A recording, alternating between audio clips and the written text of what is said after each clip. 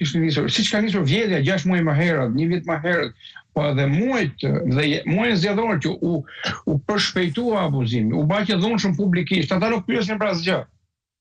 Bashkiakët, vendorët, qendrorët, në rrugë, në investime, në punësime, e kishin kaq të dukshme, të dhunshme, sa prokuroria i kishte argumente dhe fakte dhe dëshmi aty në pranë institucionit. Ata shkollën një prokuror për posaçë, o shkollën një bashki.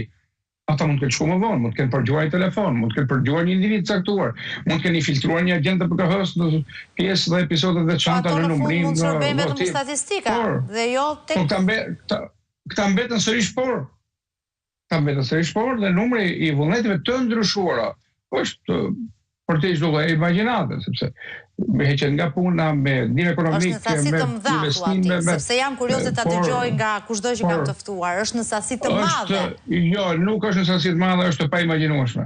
Sepse pra ishte projeksione që duhet një rezultat për te shifrave matematike. Duhet çfarë të pronte nuk kishin pas burime njerëzore për ta blerë, nuk kishin pas mundësi për ta shfarosur votën kundër, le të themi. Ishin ato idealistë, rezistent, ato demokratë të cilët nuk shiteshin as për 1 milion euro, dhe jo për 1.000 euro, sasinë në cilën rrotullohej blerja e votës. Deri këtu shkonte. Se 300 euro, 500 euro ishte bërë një super. Pra u shndruan qytetet, themi Klod, Bre, ne kemi pasur dhe video madje të sigurisht. Cilat e dokumentojnë ose e provojnë këtë që ti po thua. Ata u bën supermarkete, futu aty bli sa 3, 5, 10, sipas vështirësisë së vendit, qytetet dhe fshatet nuk kishin luhatje çmimesh ose në varësi të thellim të rezultatit kishin arritje galopante të tarifës. Por nuk konsiderohej bashkia dhe institucionet vendore, përdoreshin le të themi përdhunisht. Ai ishte sasi e parave kriminale dhe publike, korruptive të përdoran të fushat. Se dikush thotë, ore pse rikurujte, si mund ta ruash? Unë po tregoj i nderuar prokuror oficer policie, që këtu po përdoren para publike paligjshmërisht në këtë rrugë. Ti e ke bërë edhe me video, e ke bërë dhe live këtë gjë, e ke bërë dhe me video, e ke bërë format ndryshme. Kemi qenë bashkisht në transmetim, unë po i thoya ku janë makinat e bashkisht duke abuzuar me asetet publike. Po provash, që dëshmi ik atje. Merret dhe zotrinë, përgjegjës, zonjën, kushdo qoftë, po që dilnin me punojës bashkie si mjek, si infermier, si shpërndas pensionesh dhe nuk shpërndaj pensioni, nuk shpërndaj paga, nuk shoheshin ilaçet, po qoheshin ilaçet elektorale, quhet zarfi.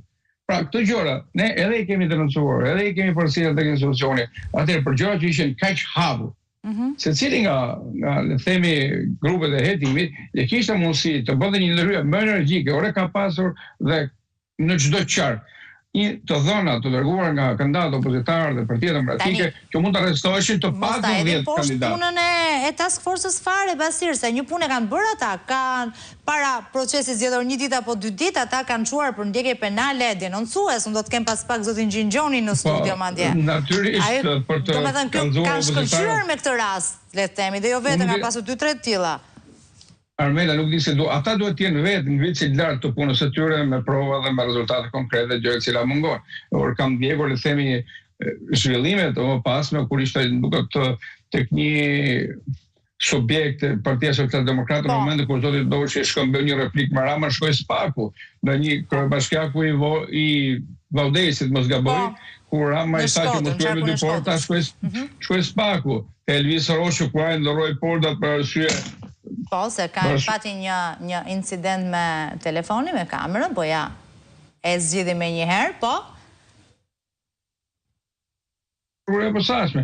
Unë nuk dua që ata të vrapojnë atje, kur ndodh një porosi, kur dërgohet një porosi.